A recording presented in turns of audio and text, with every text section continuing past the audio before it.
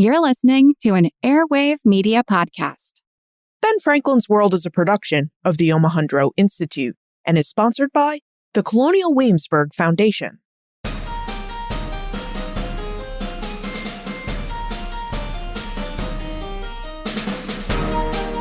Hello, and welcome to episode 320 of Ben Franklin's World, the podcast dedicated to helping you learn more about how the people and events of our early American past have shaped the present-day world we live in. And I'm your host, Liz Covart. Benjamin Franklin was born in Boston on January 17, 1706, to Abiah Folger and Josiah Franklin. Now, although Franklin began his life in Boston as the youngest son of a youngest son, he lived to travel in many parts of what is now the northeastern United States and the Province of Quebec. He also lived in 4 different cities in 3 different countries: Boston, Philadelphia, London, and Passy, France. Now, in honor of Benjamin Franklin's 316th birthday, we're going to explore Franklin's life and times in London between the years of 1757 and 1775. Now, in total, Franklin spent nearly 20 years of his life living in London. He arrived for his first stay of about 2 years in the mid-1720s when he was just a young man. And with the exception of about 2 years when he returned to Philadelphia between 1762 and 1764, Franklin lived in London almost continuously between 1757 and 1775. So what was Benjamin Franklin doing in London for all of that time? Marcia Beliciano, the founding director of the Benjamin Franklin House Museum in London, joins us to explore Benjamin Franklin's life in London using details from the largest artifact Franklin left behind: his rented rooms in the house at 36 Craven Street in London. Now, during our exploration, Marcia reveals why Benjamin Franklin lived in London between 1757 and 1775, Franklin's work as a colonial agent, scientist, and postmaster general, and details about Franklin's room and life at his home at 36 Craven Street in London. But first, if you're a history teacher or you know a history teacher, you may be excited to learn that the National Endowment for the Humanities and the Omohundro Institute are co-sponsoring a teacher workshop on the history of vast early America. As the United States prepares for the 250th anniversary commemoration of its independence in 2026, the NEH and OI seek to help teachers look for ways to connect our current experience of nationhood to our early American history.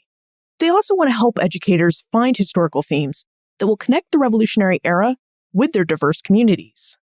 For more information about this Teacher Institute and how to apply to it, visit benfranklinsworld.com/teacher. That's benfranklinsworld.com/teacher. Are you ready to explore the details of Benjamin Franklin's life in London? Let's go meet our guest historian.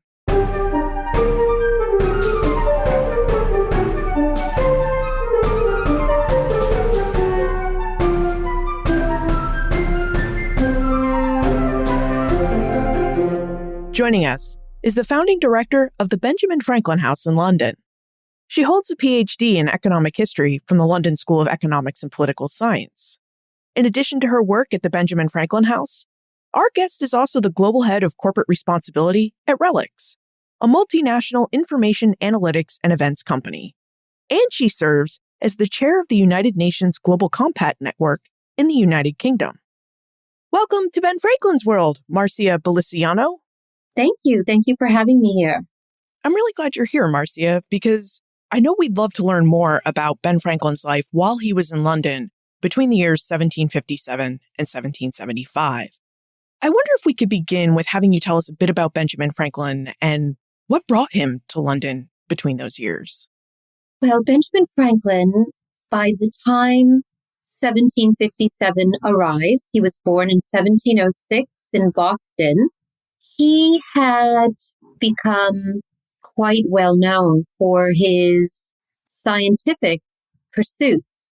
He had been interested always in many, many things, but he's best known for having a career that was about printing and publishing, but he was doing many other things at the same time. We can credit him with so many things, In the United States, he developed the first subscription library, one of the first hospitals, the first fire insurance company, one of the first universities, etc. And he was very busy and always very engaged in civic pursuits. But as he got toward his 40s, he began to think about taking on a business partner where he could pursue two passions of his.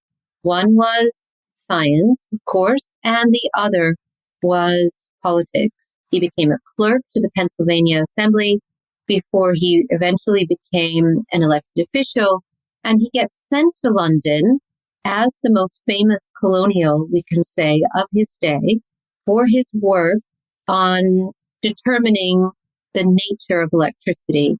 So he describes going out into a thunderstorm, as we know, with his son, flying a kite and attaching a key to a ribbon, and the lightning strikes and the electricity travels down to the key. And he determines that this is something that can be drawn from the heavens, but it has a logical explanation. This is really a great moment in the Enlightenment, because prior things would happen, but you didn't really know why. Here there was an explanation. So he gets sent to London in July 1757 on behalf of the Pennsylvania Assembly to do some work to convince the Penns, who were the proprietary owners of Pennsylvania, to either start paying tax or to get George III to take over the colony as a royal colony, because there was expensive things happening on the home front, like the French and Indian War, which was essentially a proxy war between the British and the French. Franklin was indeed a man who was known for many things. And as you pointed out, he was a scientist, and he was very well known for his experiments on electricity. He was a politician. And before he was a scientist and politician, he was a very successful printer and publisher. In fact, he was able to retire and bring on that partner at the age of 42. Could you tell us a bit about the impact Franklin's ability to basically retire from printing at 42 had on his scientific and political pursuits?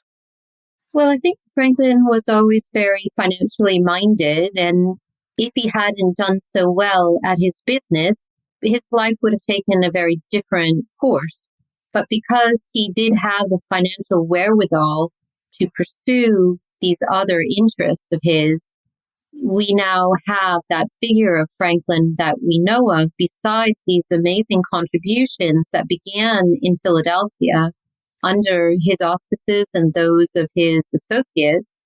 But we might not know all of the things that he eventually became known for in terms of contributions to diplomacy and his further writings that he would go on to do, and the further experimentation that he would engage in. So whether that was in Paris with looking into the principles of mesmerism, I mean, he's endlessly fascinating, but his life would maybe not have attained the level of notoriety, but in a positive sense, that we now know about Franklin as this very polymathic figure, of which there are not a lot in history. When we think back, well, there's people like Da Vinci, who's touched in so many different areas, and Franklin is like that. And certainly one of the richest periods of his life, and one of the longest that he lived anywhere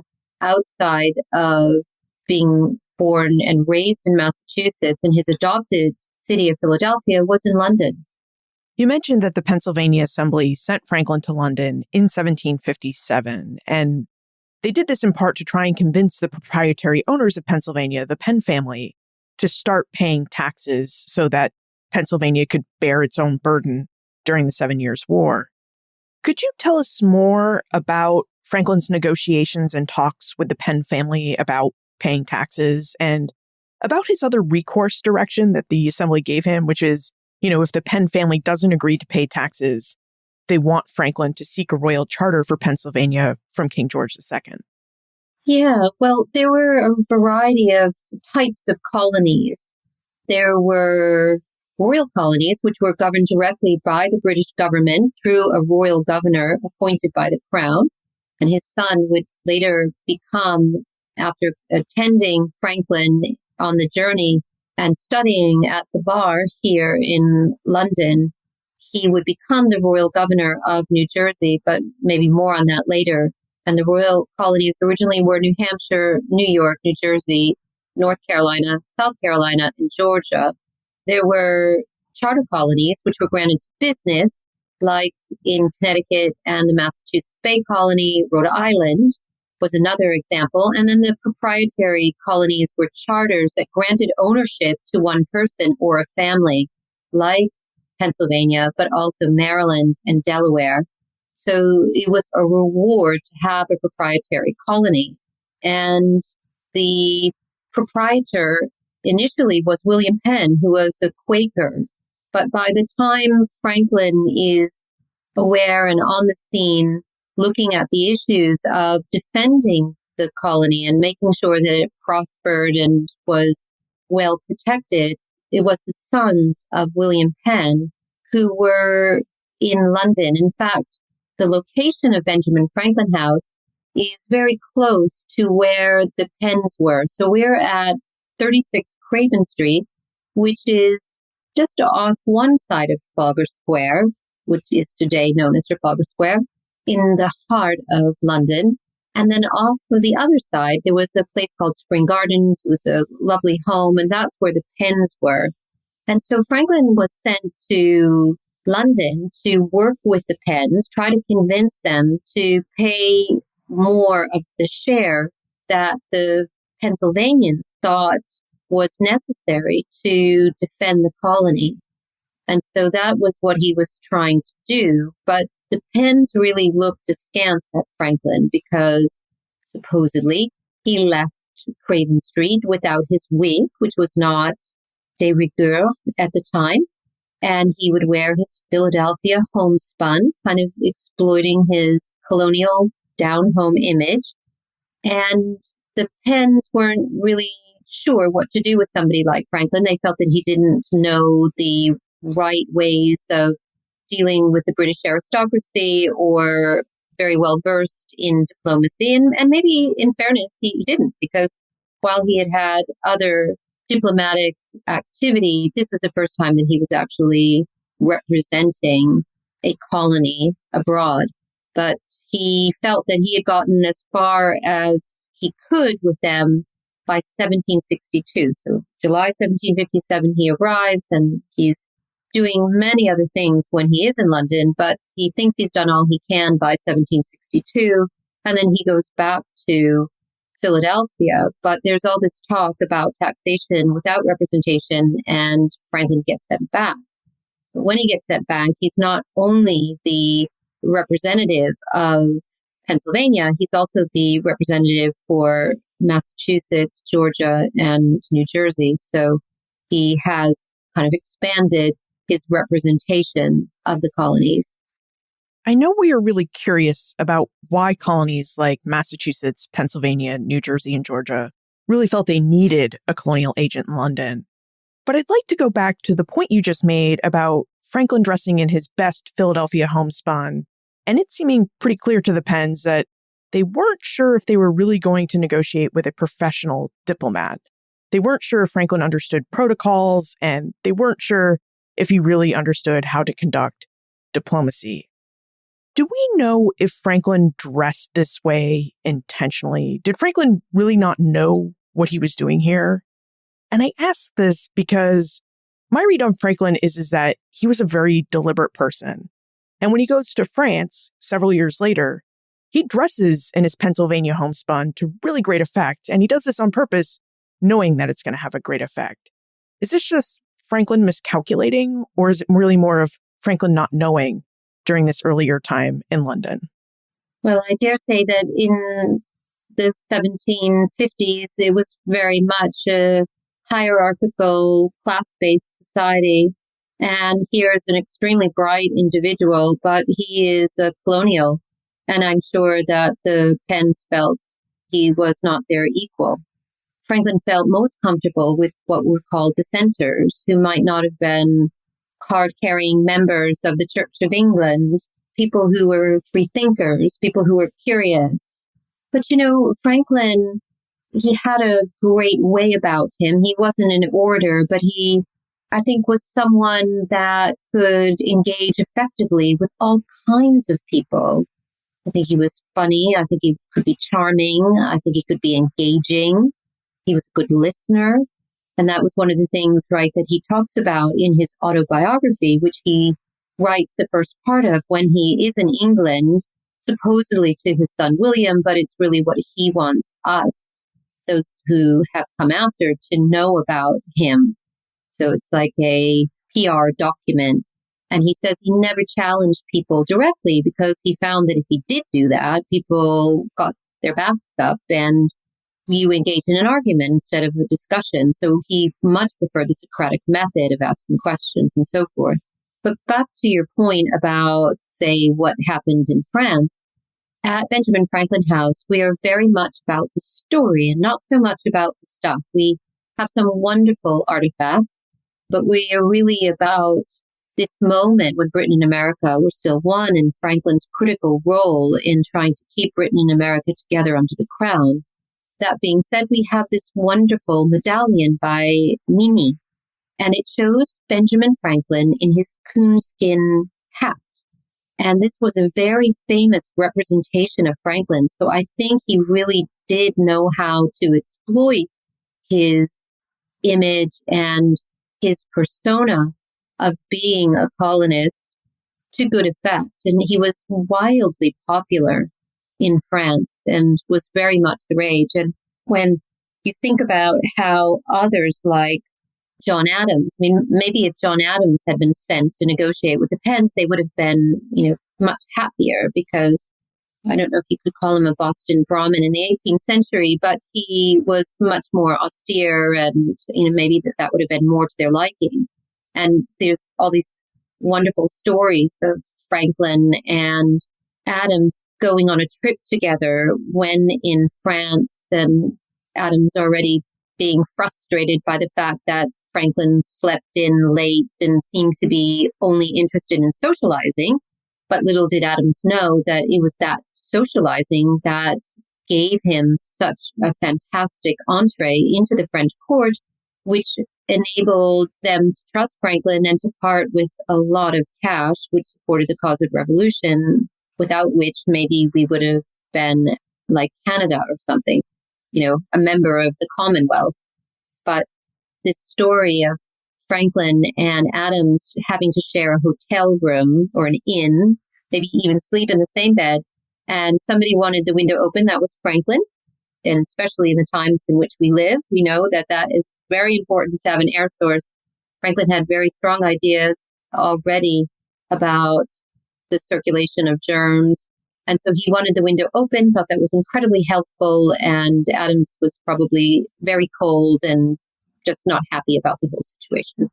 Sometimes people describe John Adams as the crank of the American Revolution. You can understand why from that story. Now, to return to colonial agents, it seems that Pennsylvania sent Benjamin Franklin to London on a very specific mission.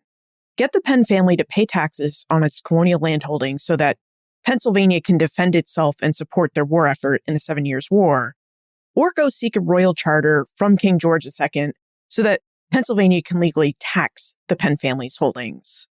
But why did the other colonies that you mentioned, Massachusetts, New Jersey, and Georgia, hire Franklin to represent their interests in London? Why did these other colonies feel like they needed one of their own, an actual colonial, to represent their interests?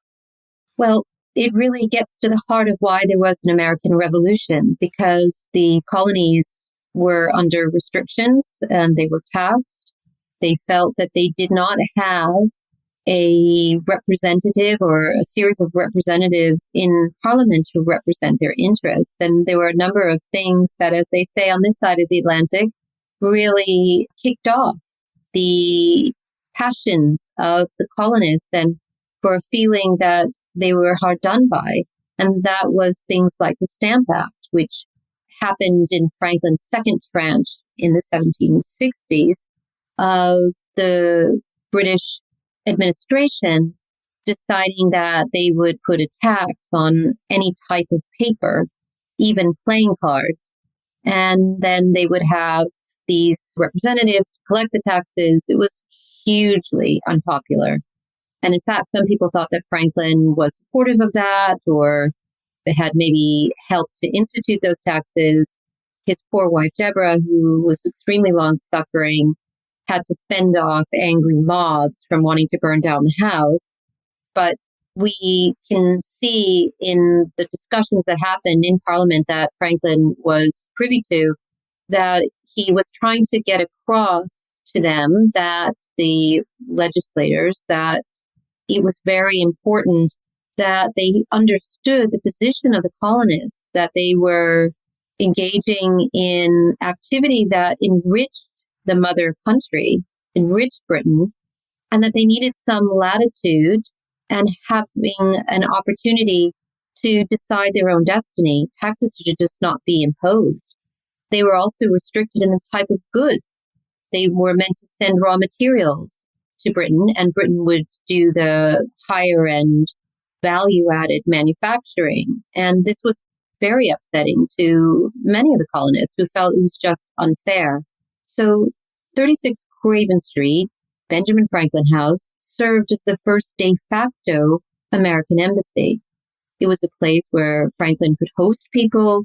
It was a place that anyone who was calling in from the colonies, passing through London, came to pay their respects. People like Thomas Paine came to the house to meet Franklin, to get papers of introduction so he would know how to fast track into life in America, and particularly in Philadelphia. So he, representing these colonies, was really kind of a lobbyist for their interests. And so they, in the absence of having some type of formal representation in Parliament, they had somebody like Franklin. So Franklin heads to London in 1757 to represent Pennsylvania's interests, and over time, he'll represent the interests of other colonies. But I'm curious, what was Franklin's journey to London like in 1757, and what did he make of the British imperial capital when he arrived on the Thames? So Franklin is always busy.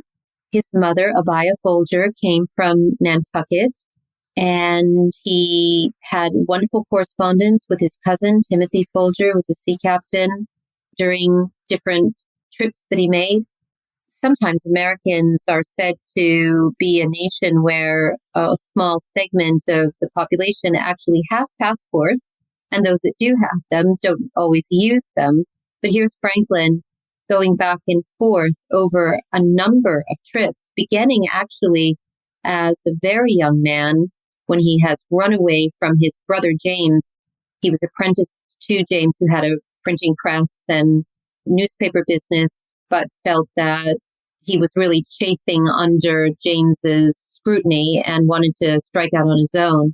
And so when he is just a young man, he comes to London to learn more about the printing and publishing trade and a lot more about life during that period. But he's crossing the ocean numerous times. And so on certain journeys, for example, most notably on his return in 1775, testing the water temperature and getting ideas about the Gulf Stream and looking at how ships are traveling in the wake of other ships, and just endlessly fascinated by making every moment count. And science is called, in the 18th century, natural philosophy, and there was just so much of it.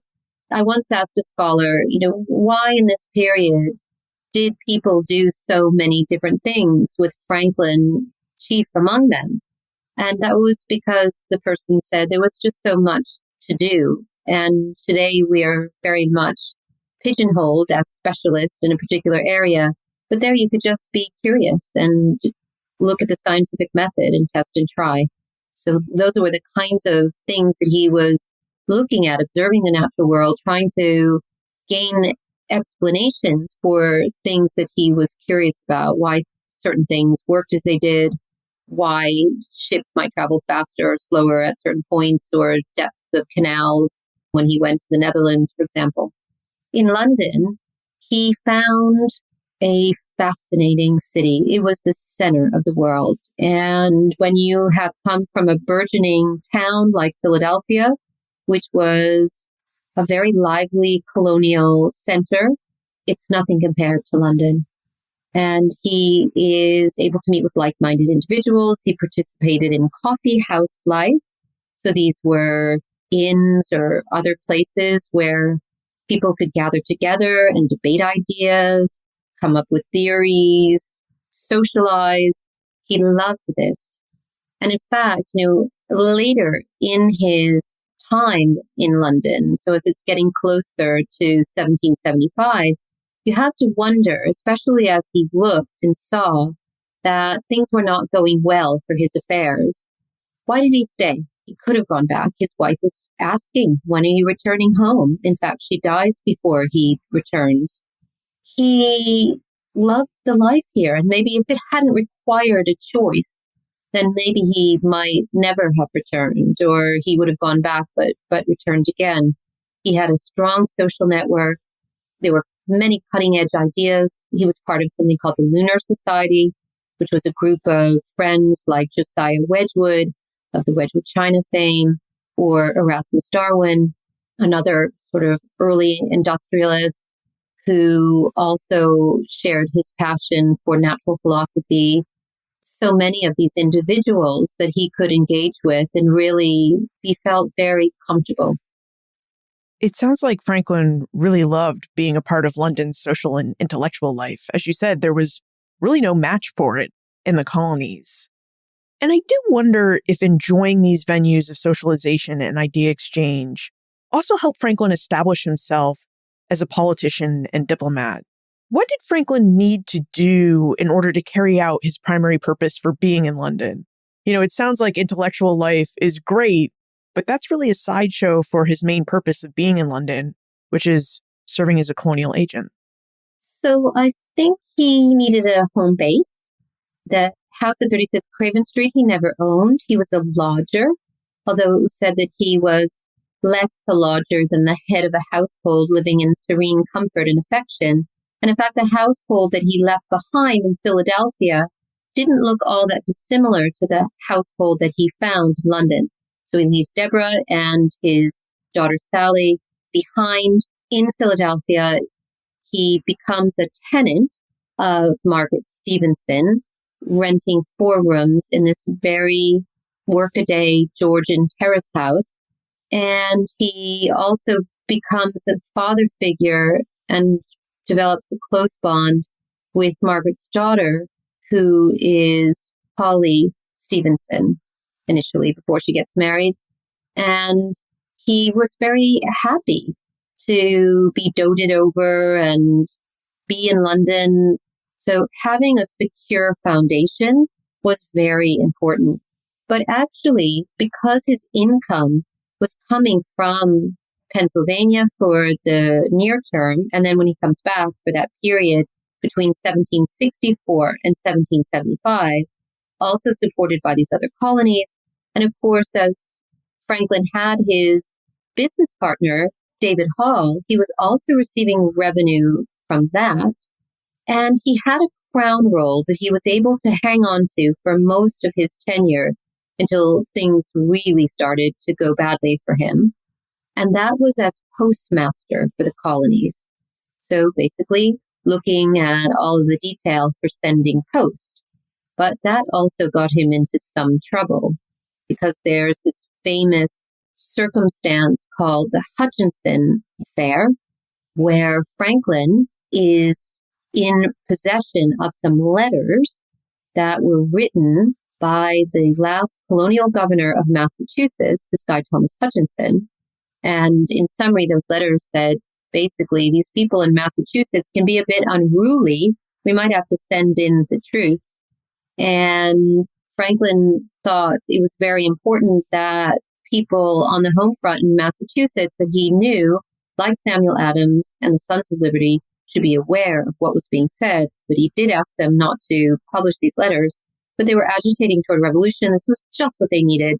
And Franklin is not necessarily associated with the Boston Tea Party, but this discontent boils over and precipitates the Boston Tea Party.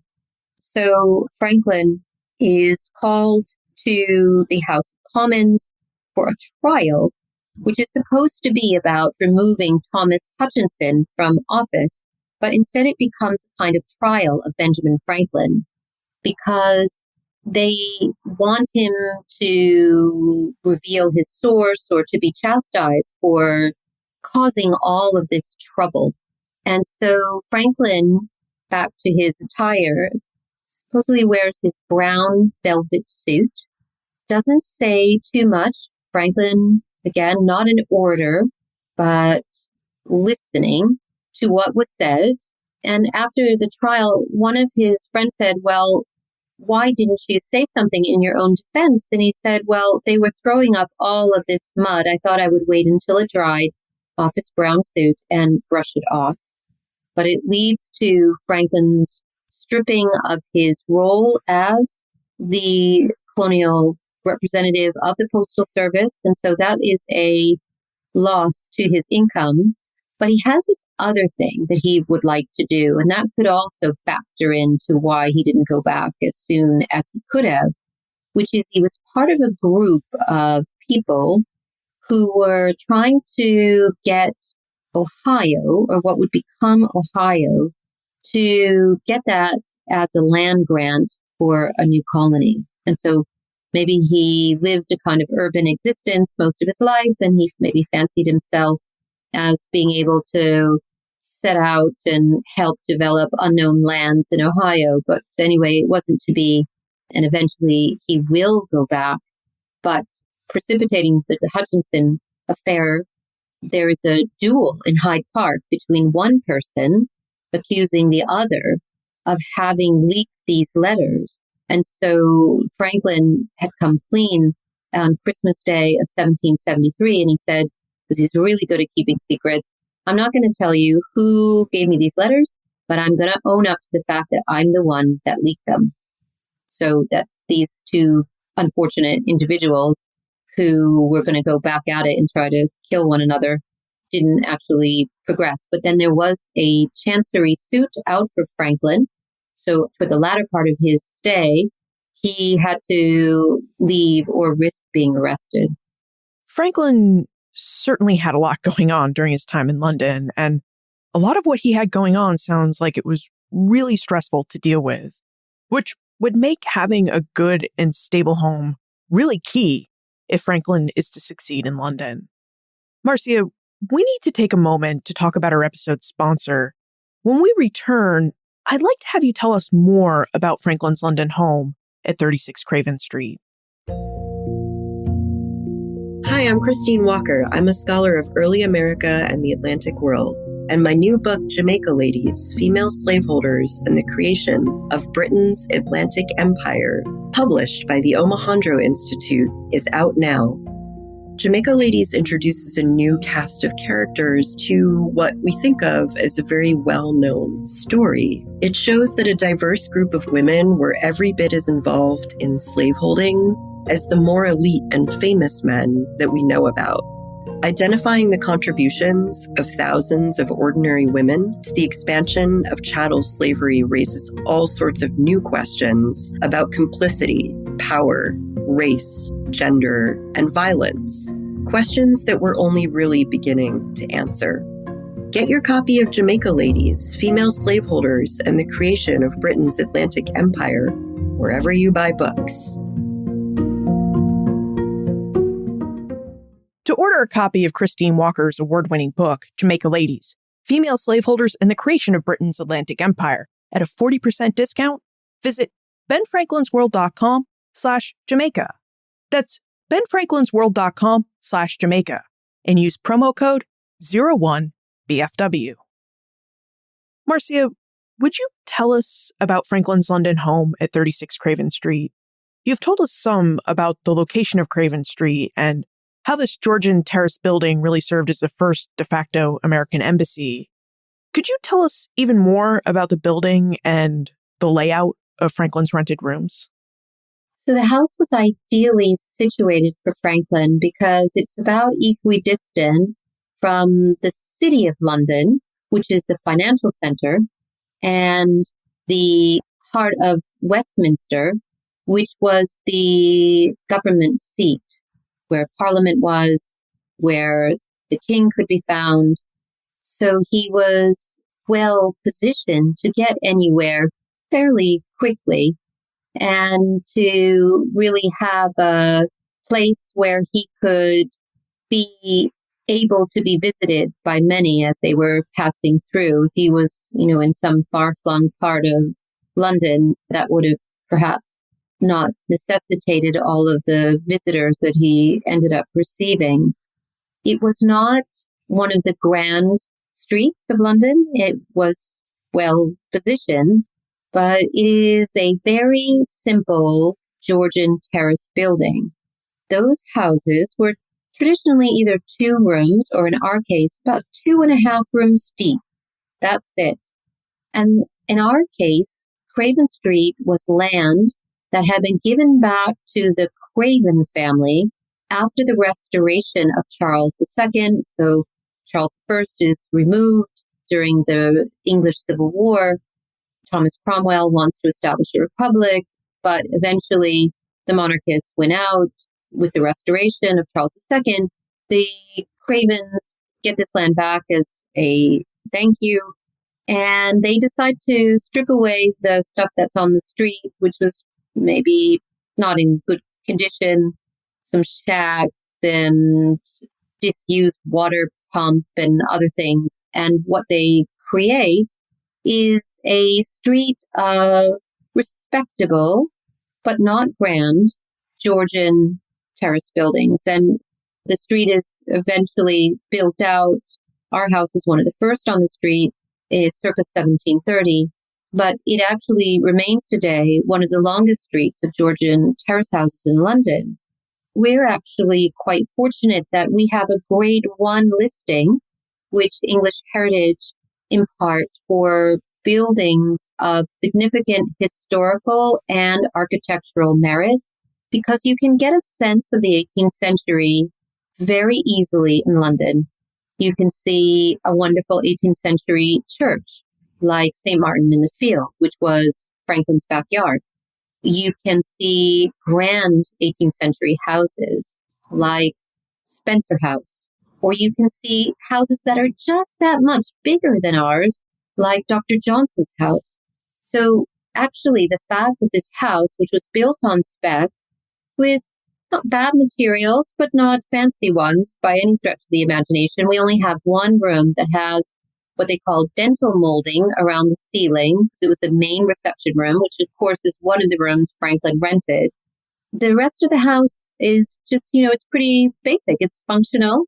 And I think that suited him right down to the ground, because he could function in an aristocratic society of the 18th century, but he felt most comfortable in a building perhaps like that, where it was warm and he was in an environment of respect and friendship and, dare I say, love, because he definitely became this kind of large looming figure in the lives of Margaret and her daughter.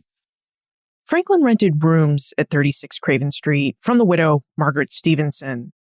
As we picture this Georgian terrace-style home, a building that is about 2.5 rooms deep, what should we picture as Franklin's living area? What spaces did Franklin rent in this house?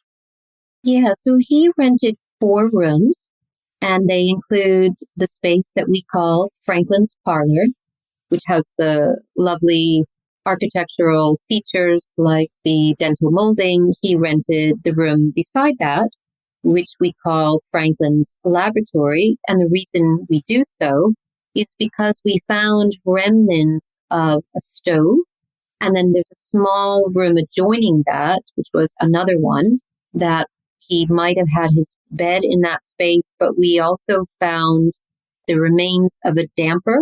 So looking at how he could close out the cold air because these fireplaces, even a small one, were very drafty. And if you could close off the cold air, then when you didn't have the fireplace in use, you could keep the room warmer.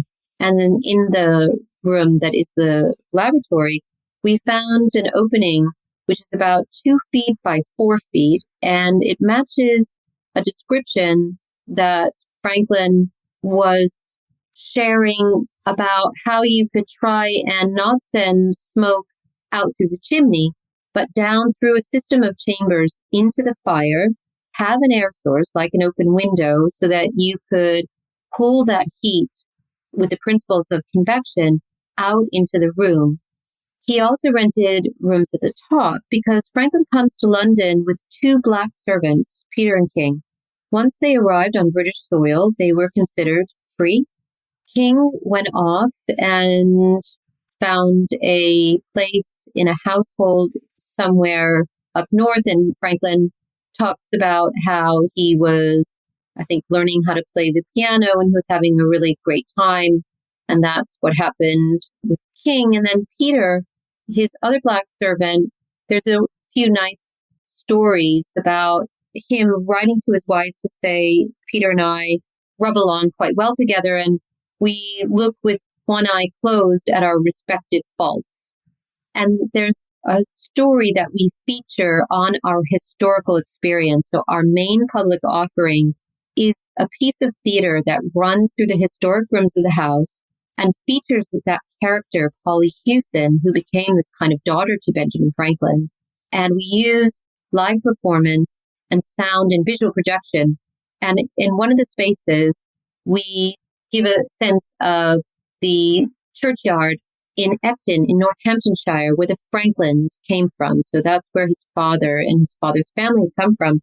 And he is having his son, William, and Peter, he's giving them instructions how to clean the gravestones in the little churchyard in Epton. So I like to think that they had a good relationship, but it doesn't take away from the fact that Franklin has to answer for his acceptance of slavery and his maybe initially being apathetic about what this institution entailed, but actually coming to London and engaging with people like the minister, Reverend Richard Price, and other abolitionists like Granville Sharp, created a watershed in his thinking. He was part of something called the Bray Associates with Dr. Johnson, and they were concerned about educating former Black slaves and just how they could help these individuals progress in life. And this actually began creating a change in his view. We know that nearly 100 years before the Civil War, Franklin's last public act is to serve as the president for the Pennsylvania Society for the Promotion of the Abolition of Slavery. And I'm glad about that. And I'm glad that he came to see it as a horrific aberration. But we can't take away from how this part of our history is very much something that has to be discussed and addressed. And we do that through a number of different programs that we've had in recent years. What I find most remarkable about 36 Craven Street is that it is the only home in which Benjamin Franklin lived that still exists today. And I was fortunate enough to have a chance to visit 36 Craven Street years ago. And what was amazing is there are a lot of audio and video projections because, as we were told by our interpreter, Franklin packed up all of his stuff when he returned to Philadelphia in 1775. So it is not a house museum tour where we're going to find lots of artifacts left behind by Benjamin Franklin. But as you're describing the rooms that Franklin rented for us, I think you can really see, in the fireplace dampers that he left behind and in other physical spaces that these spaces really tell us something about Franklin and his lifestyle, even as they are devoid of actual objects owned by Benjamin Franklin. Yeah, I agree with you. I think it very much is the largest existing artifact related to Benjamin Franklin. And it is some crazy twist that it isn't Boston that has the Benjamin Franklin house, the city where he was born, or the house that he had poor Deborah start to build when he came back for that second tour of duty between 1762 and 1775. And the only thing that remains of that house in Philadelphia are the remnants of the architectural footings of a building that was torn down in the first part of the 19th century. So it isn't in Paris and Passy, where he spent 8 years representing a fledgling United States. It's London. And I have to take myself as a good example because I came to England as a student to do my PhD at the London School of Economics. And if somebody had just stopped me before I ever discovered there was this thing called Benjamin Franklin House and said, "What do you know about Benjamin Franklin?" I guess I would know what most American school children know, something about the kite and the key, something about a portly gentleman with some bifocals and not a lot of hair. My knowledge was extremely limited. But actually, digging into this story, it is such a vital part of both British history and American history, and it's a kind of hidden history. So what we need to do is bring out that story. And you're right, we don't focus on the stuff because we don't have a lot of it. And there are so many wonderful places that you can visit, like the National Park Service's Benjamin Franklin Museum, which was initially developed on the site where the architectural footings are at Franklin's Court in Philadelphia, which has been redone in the last few years. It's wonderful. But what we have is this building and its architectural heritage. So Franklin, for example, talks about how he walked up and down the central staircase that we have, which is still in situ, and how he realizes that it's not how long he does the exercise for, but it has some connection to his pulse and maybe his heart rate. And so no one gives Benjamin Franklin credit for developing the Stairmaster before we do. But his life in that building over 16 years was really quite pivotal, and the house was forever changed. Lydia would like to know more about Franklin's life at 36 Craven Street. She wonders if Franklin shared the living quarters that he rented with any of his family members.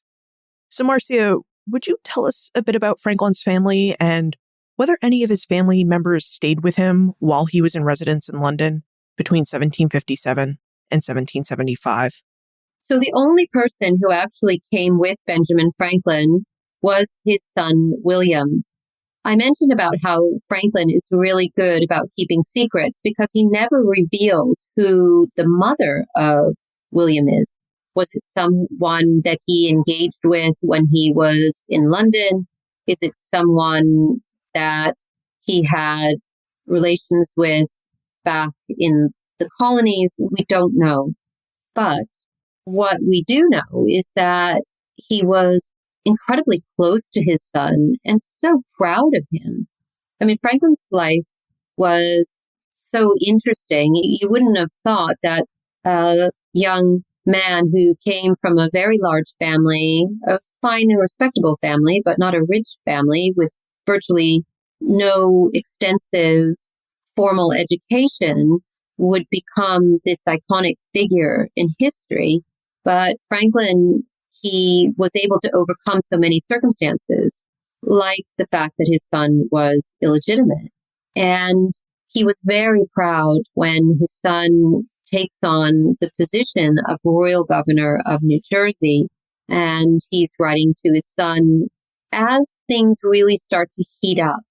Franklin recognizes that he has to make a choice. And this is incredibly painful for him, with a mother with roots in America and a father with roots in England. He very much is of both worlds. But when it comes down to it and he has to make a choice, he decides that he is an American. But that's not the choice that William makes. William decides to stay loyal as sides are taken. The first shots are heard in Lexington and Concord. And William decides that, his father is doing something that he cannot abide by and that he feels is treasonous. William feels loyal to the king, and he is eventually imprisoned in Connecticut after being removed from the State House in New Jersey. And then he is exiled to England, and they never see each other privately. When Franklin calls into Portsmouth from France on his way back to Philadelphia after, his last foreign adventure, they see each other, but they don't really make amends. And Franklin, in his will, has the last word. He leaves his son his papers, but not, he says, much in the way of money, no more than William tried to deprive his father of. So I think hearkening back to the discussion that we had about John Adams also had a falling out with a child, a son, and how these individuals could maintain amazing friendships, but then sometimes the ones that were closest to home led to breaches that could not be overcome. Yeah, the story of Benjamin and William Franklin is a really sad one. You had this relationship that was filled with love and filled with friendship. And, there was just an irreparable breach caused by the American Revolution. Now, you mentioned earlier that Franklin did a lot of socializing, especially with his natural philosophy friends, and that a lot of his diplomacy was based on the fact that Franklin was a good socializer and was able to have a lot of social interactions. So Leslie would like to know if we should consider Benjamin Franklin a party guy, and what kind of entertainments and social events he would have hosted at 36 Craven Street. Oh, some great entertainment. I love imagining in Franklin's parlor, which is not very large. You can get comfortably maybe 15 people around a long table. So I don't know how many he had, but he was having dinner parties where they would practice seeing sparks from Leyden jars, like shocking things. So I imagine there must have been a lot of laughter, a lot of port. Keep in mind, this is the 18th century. There is no running water. There's very limited access to water. And so you end up drinking porter, or what they call small beer, which has an alcoholic content because it can be preserved. And so I imagine it was very lively and fun, and Franklin very much loved a good party. When I asked Walter Isaacson, the great author, who wrote a biography of Benjamin Franklin, because Walter has also written about people like Steve Jobs and Da Vinci, who I mentioned earlier, who would you most want to have that beer with? Hands down, it was Franklin. I think that's a smart choice. I really do think that Ben Franklin would be a fun person to socialize with. Now, we've also talked a bit about how the American Revolution erupted during Franklin's 16-year stay in London. And Jeremy is curious if you could tell us how Franklin experienced the beginnings of the revolution while he was in London, and whether you see any particular moment or event during his time in London that really moved Franklin to become the full-fledged revolutionary that he became. I definitely think that trial, the Hutchinson affair, marked that transition for him of being a loyal subject of the king to becoming a reluctant rebel. Painful, difficult. He eventually had to make a decision, but it was not even in those latter days, not Franklin giving up. He was still trying. He was still trying to find that third way. In fact, there is a great story about William Pitt the Elder, who was the former prime minister, in poor health, came to talk with Franklin about whether Franklin would support a proposal that he would deliver to Parliament, seeking some mediation between what the colonists wanted and what the Crown representatives wanted. It unfortunately was not successful. So he had been using the weapon that he enjoyed the most, his pen, writing treatises, writing spoofs, creating cartoons, doing anything he could to try and just move things forward. I think Franklin could see that the two sides were not that far apart. If each would give just a little bit, bloodshed could be avoided. But when it became inevitable, and certainly when he is humiliated in Parliament, this so-called calling before the cockpit with Alexander Wedderburn, the Solicitor General, basically verbally abusing him and being stripped of his crown duties, he felt that it was time and he really needed to determine which side he was on. And so it was clear to him that he would need, as sad as that would be, to fight for the cause of independence. Benjamin Franklin really spent the better part of 16 years living in London between 1757 and 1775. There was a year or two where he went home to Philadelphia, but for most of that period, he was in London and engaged with London society. Plus, he also spent a year or two in London as a young man learning the printing business. So this is a man who spent nearly 20 years of his life in London.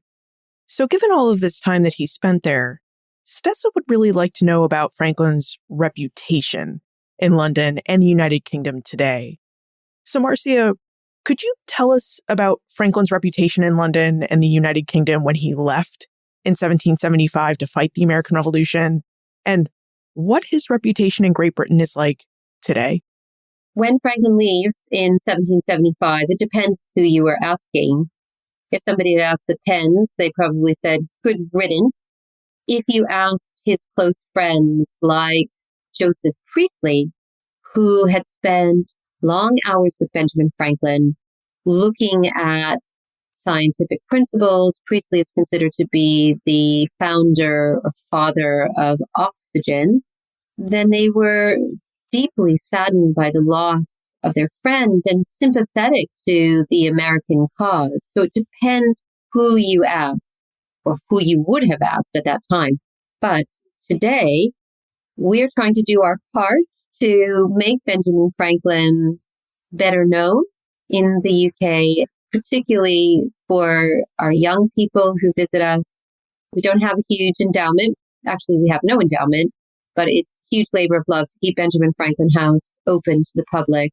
But we make sure that all our educational provision is free, and our core constituency are inner city London schools. And when you say to kids who know American brands very well, Nike, McDonald's, Burger King, whatever it might be, they don't have any sense of Britain and America once being together. So it becomes a really good catalyst for a discussion about, well, what happened to draw these two nations apart. So it's a really wonderful way of engaging about a shared history. That being said, if you are in a London black taxi cab and you ask the driver, I'm going to Benjamin Franklin House. Do you know Benjamin Franklin? Oftentimes they'll kind of scratch their head, right, he was a president. But of course, Benjamin Franklin was a generation older than Washington, Adams, Jefferson. So he was never a president. Otherwise, he surely would have been. But no, he wasn't. But he certainly played and continues to play an important part in the history of both countries. Before we move into the time warp, I'd really like for us to discuss the Benjamin Franklin House historical experience, because as I mentioned earlier, I had the opportunity to take this tour, and it was so refreshing, so delightful. I'm still talking about it all these years later. So I'd really like you to tell us more about it, Marcia, so that we can all be aware of what we can experience when we visit the Benjamin Franklin House in London. Well, we wanted 1730s Benjamin Franklin House to be a showpiece for 21st century technology in a house where you can't put any nails on the wall because it's grade 1. So it was an amazing puzzle to try and use technology in this building. But Benjamin Franklin had said that he had been born too soon. He wishes that he would be able to come back later in time to be able to see what was made of his passion for technology and innovation. And because we didn't have a legacy of having been open, we only opened on Franklin's 300th birthday in 2006. Prior to that, the house was derelict. I thought when I took on this project back in the year 2000 that this would be easy, right? Benjamin Franklin's only surviving home in the center of London, lots of American visitors that come to London, US businesses. Oh, this will be something, maybe 2 years to get completed. But of course, it took 6 years. And I'm definitely convinced that Benjamin Franklin didn't want his house to open on any inauspicious day, but how everything came together, all of the funding that we needed to find. It was in US dollars, around 5 million that it took to, open the house and do all of the conservation work and keep the house running over those first years. So it's definitely been a huge labor of love. But because we didn't start with this is the way it's always been presented and we need to kind of keep that going by centrifugal force, we could take that step back and say, what would have interested Benjamin Franklin? And innovation interested him. And so our mission is bringing history and innovation to life. We're always thinking about, what would Franklin say? Would he be interested? And I think he would be so fascinated by the world in which we live today, where technology is so pervasive, but also, I think, ever civic-minded, wanting to make sure that technology is used for good purposes. Well, I, for one, certainly think that you have made a great use of technology in the Franklin House tour experience. For those of us who have not yet been able to experience a tour of the Benjamin Franklin House, would you tell us how the Benjamin Franklin House uses technology to convey Franklin's story? Could you give us an example of that? What you do when you walk through the doors of 36 Craven Street is you are getting an immersive experience where you get the feeling of having gone back in time. That's what we want. You won't see any overt sign of the cabling, for example. That's happening under floorboards, through chimney runs, and actually my favorite part of the house, which the public don't see. But if anyone did have a real passion for wanting to see it when they visit us, which we hope that they will, they could ask if it's possible to see our show control cabinet. So all of the cables and all of the lighting switches, everything terminates in two places at the very top of the building. One is an IT cabinet, and the other almost reminds me of what Oz should have looked like, with this cabinet, with these blinking lights. And it's amazing. This is what brings the show to life. We have the one character of Polly Hewson, but there's certain moments when she grows quiet, and then you'll hear the voice of someone that was important to Benjamin Franklin, like the voice of Margaret Stevenson, which is portrayed by Imelda Staunton, the Academy Award nominated actress, or the Emmy Award winning actor Peter Coyote, who is the voice of Benjamin Franklin. So you see images as well, just projected onto the walls. It's something that people might find surprising. And we know that if you very much are a traditionalist, you might not be very satisfied coming to Benjamin Franklin House because you're expecting to see a traditional representation of history. But for us, again, there are so many wonderful places that you can get that. You can just walk right across the street from us and go to the National Gallery, for example. Or you could go to the wonderful Museum of the Home, formerly known as the Jeffrey Museum, and see wonderful period Georgian rooms along with other rooms from different periods in history. But Franklin were to walk through the front door of 36 Craven Street, he would recognize these rooms. It hasn't really changed. Thank you for that description. Okay, we should head into the time warp. This is a fun segment of the show where we ask you a hypothetical history question about what might have happened if something had occurred differently or if someone had acted differently.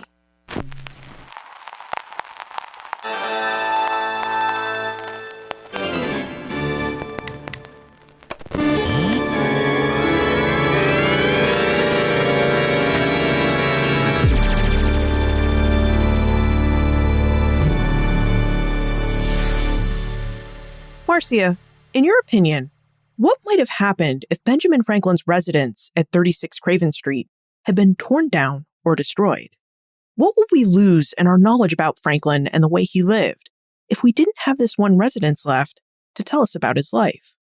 On a personal note, I know I would not have spent so many years of my life working to get that house open to the public and now keep it open as a dynamic museum and educational facility. But I think it would be a great loss because we wouldn't put as much emphasis. There wouldn't be this, small cultural heritage organization working to put this history at the forefront of discussions of early American history. You might gloss over it. You might not really have it be that relevant because you don't have a way of positioning Franklin in a moment in time when there was so much happening and that he was such a pivotal figure too. So I think it would be a great loss. And in fact, when we were in the conservation phase, we were the first place outside of the United States recognized by an initiative that was called Save America's Treasures when the house was derelict. So that was great. It was great to have that badge of honor and that recognition of the role that the house plays in British history, but also in American history. Marcia, if we decide we're going to visit London and tour the Benjamin Franklin house, which I know the pandemic keeps throwing wrenches in our ability to travel to different countries, but if we get to travel to London and we want to tour the Benjamin Franklin house, how can we best plan our visit to 36 Craven Street? Well, you can visit our website at benjaminfranklinhouse.org, and it's really easy to get tickets to come and see us. But we have a lot of virtual programming. We made the transition almost immediately at the onset of the pandemic, both from an educational point of view for children who were needing to homeschool, and we also offered lectures. And a good example of that would be Ben's Book Club, which we have been doing every month this year, focusing on wonderful stories of different aspects of history that have a connection to the 18th century or to 18th century London or to Franklin. And so this has been wonderful. You can be anywhere and, tune in and listen. So I think it's definitely brought our community closer together and hopefully also widened our community. So I would definitely encourage your listeners to visit us and engage. And can I also recommend an amazing resource called Bloomberg Connects? It's a free app, and Little Benjamin Franklin House is alongside some of the great cultural institutions on both sides of the Atlantic, like MoMA or the Guggenheim Museum. And you can download our guide and you get lots of behind the scenes information. You could also see our first virtual portraits exhibition where we talk to curators about the history of Franklin in various portraits. And there'll be more of that to come. And we also, Liz, have our own podcast, which is called Frank, in brackets, Lynn, Franklin Views. You can see what we're doing there, where we just try and pick up some of the different aspects of Franklin's life. And all of this information, plus details about how we can get in contact with you, are right on the museum's website, right? So again, that is www.benjaminfranklinhouse.org. Marcia Beliciano, thank you for joining us and for taking us on a tour of Benjamin Franklin's actual house during his stay in London. It was such a wonderful way for us to commemorate Ben Franklin's birthday. Thank you very much. The house at 36 Craven Street in London stands as the only extant building that Benjamin Franklin lived in. His birthplace in Boston, which is located just across the street from the Old South Meeting House on Milk Street, was torn down long ago. The space it occupied now boasts a commercial building with a Shake Shack next door. Franklin rented several houses in Philadelphia before he and Deborah, well, really mostly Deborah, built a house of their own in the 1760s. Today, all that remains of this house are its foundation stones, which are marked by the National Park Service with a steel structure that outlines a house. This makes 36 Craven Street all the more special. In addition to being a Grade 1 historic structure, it is the only building that we have that Benjamin Franklin lived in. As Marcia described, there is much at 36 Craven Street that can tell us about Benjamin Franklin. Dampers in fireplaces and holes in walls where Franklin tried to recirculate warm air from fireplaces relates how Franklin liked to tinker and experiment with making winter heating more efficient. The front parlor Franklin rented with its fine architectural features, including dental molding, show us that Franklin was both a man of some means and a man who needed to entertain and meet with important people. And his renting of smaller rooms near the top of the house reminds us that Benjamin Franklin was both an enslaver and intertwined with the British Empire's participation in slavery and the slave trade. These spaces, combined with the Benjamin Franklin house's unique use of audio and visual projection techniques, remind us that Franklin loved technology and technological innovation, while at the same time worked to place visitors like ourselves right in Benjamin Franklin's 36 Craven Street. Now, we may not see many artifacts of Franklin's life in this house, but the sights and sounds that Marcia and her team convey really allow us to feel as though we are walking through Benjamin Franklin's house and getting to know him and his work on an intimate and personal level. I really hope you get a chance to visit the Benjamin Franklin house. I really enjoyed my visit, and I think you will too.